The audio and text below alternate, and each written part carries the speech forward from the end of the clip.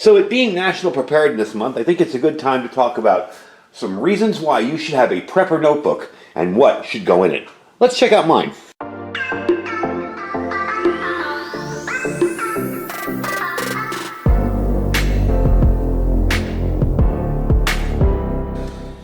Alright folks, welcome back. So like I said, it's National Preparedness Month, and this is something that I feel really strongly about. It's something I did start after 9/11.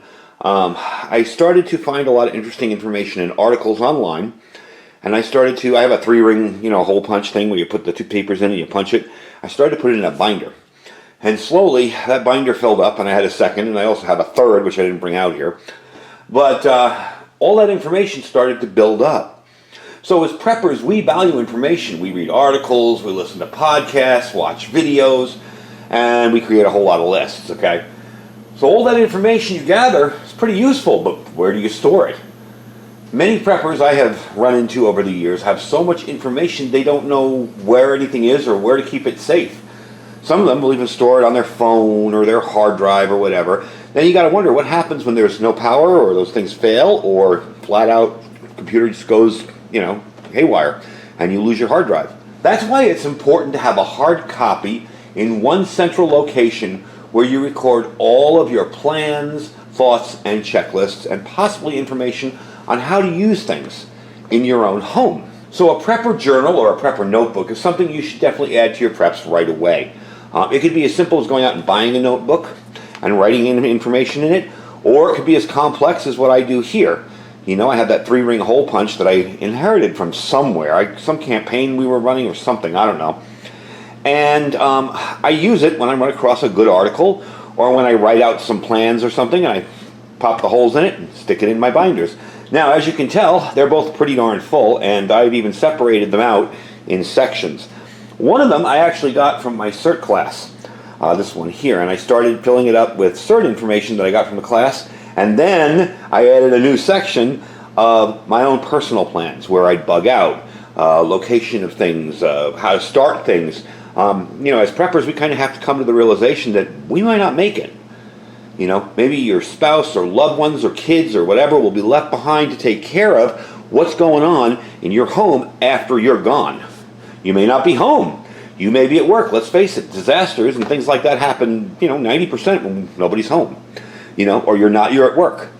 Maybe your wife is home and she's going to need to fix, turn on the generator. Or maybe your children are home and they're going to need to know where the food is located or where the key is to get into things. This is where a prepper journal comes in handy. Now, before we start going into what a prepper journal really is or a prepper notebook, let's talk about what should go into a prepper journal. The first thing to remember is it's not an emergency binder, okay? There could be some crossover here and there, but an emergency binder is going to hold important documents. I have something like that in my safe, and it's actually a folder. A thing like that might have copies of your birth certificate, social security card, your latest bank statement, medical records, home mortgage, insurance, all that kind of stuff. A prepper journal notebook or a prepper journal book is where you keep your preparedness plans, thoughts, ideas, checklists, and specific skills that you want to make sure that everyone knows, or maybe survival info that you found on the internet that might not be there. A lot of people will bookmark stuff, and that's all fine and great. But you go back to that bookmark after a internet outage or after a huge EMP or whatever, and you may not be able to get to that info. So that's why I print out really, really good articles that are well thought out on projects and skills that I may need in the future. I'll give you an example. I have a whole section in this particular book on weapons I might encounter. If I run across a firearm and I need to learn how to take it apart and clean it, well, there you go. I have a way to look it up. It's great to have the internet to be able to pop on YouTube and go, oh, that's where the takedown lever is. But it's a whole lot easier if it's not there for you to be able to go to your prep notebooks. So here are some examples that you might want to record in a prepper notebook. Your preparedness plans for bugging in. I believe in this one I have that.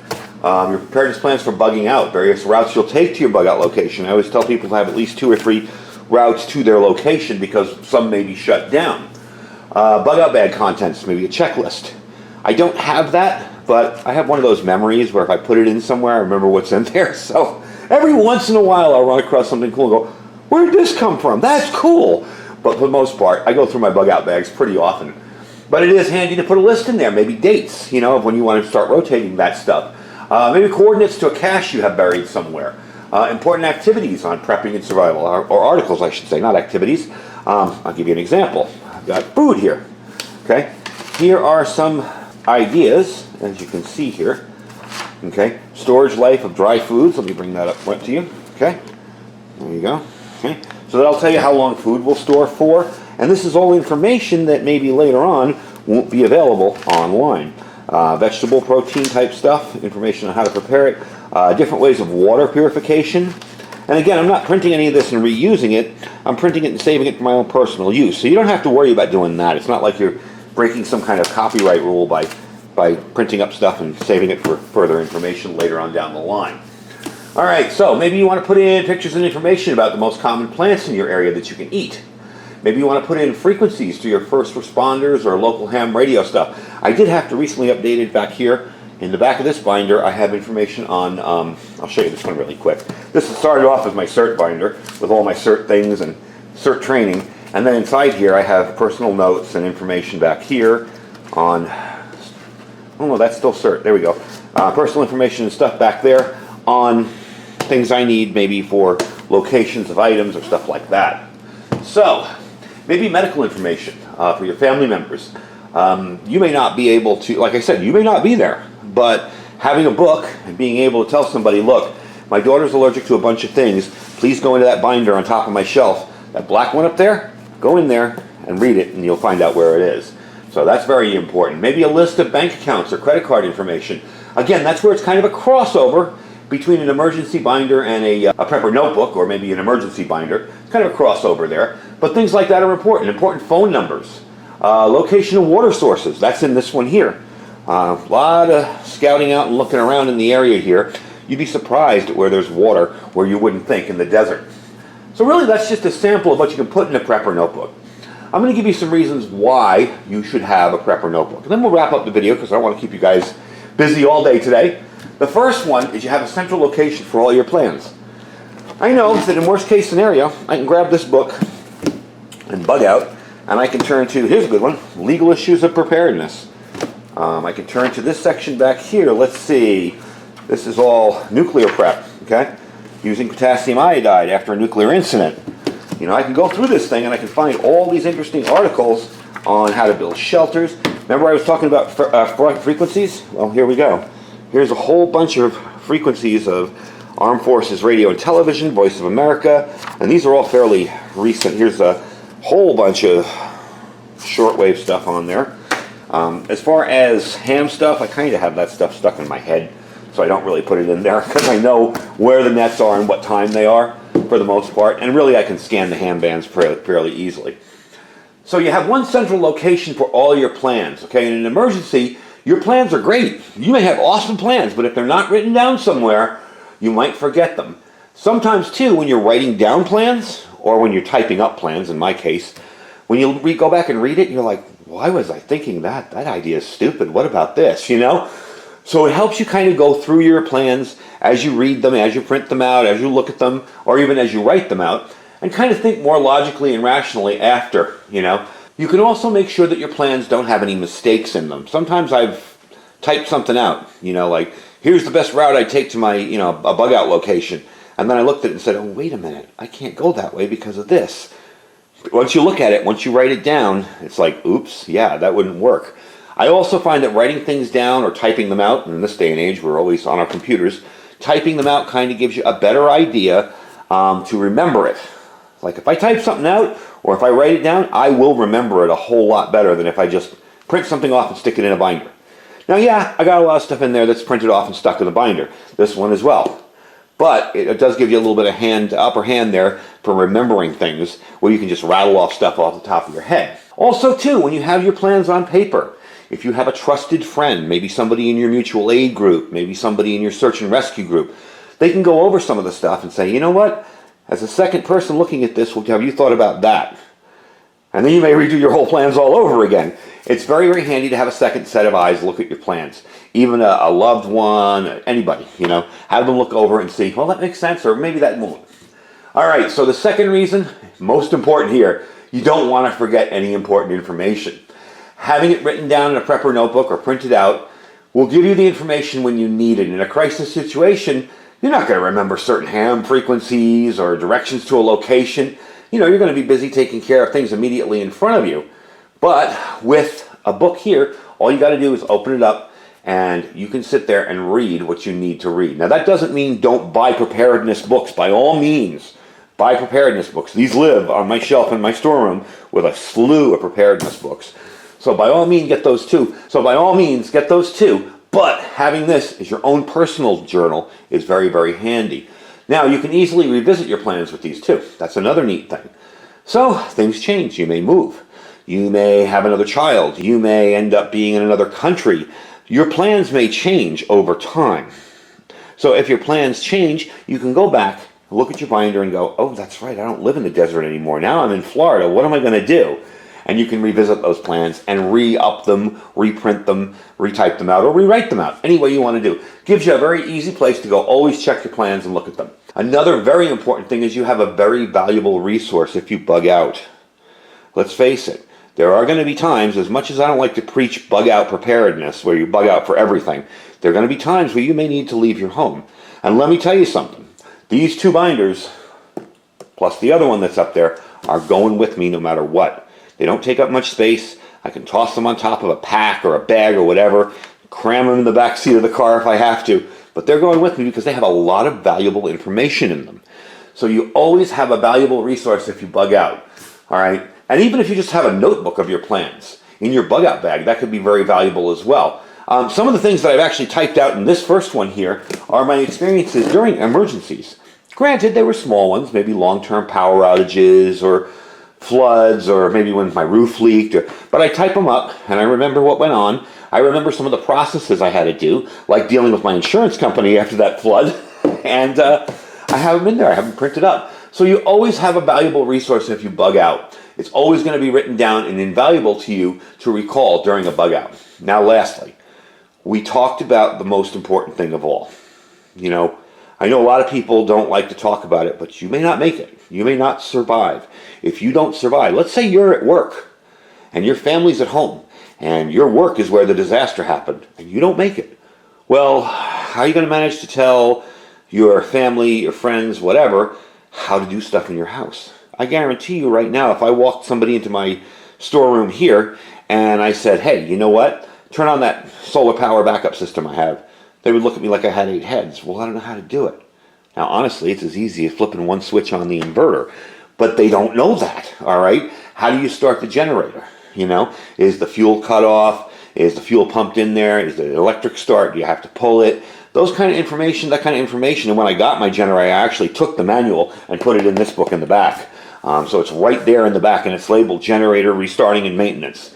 So I have that kind of stuff in there, okay? Now let's face it, in an ideal situation, every member of the family is going to be equally skilled in the preparedness lifestyle.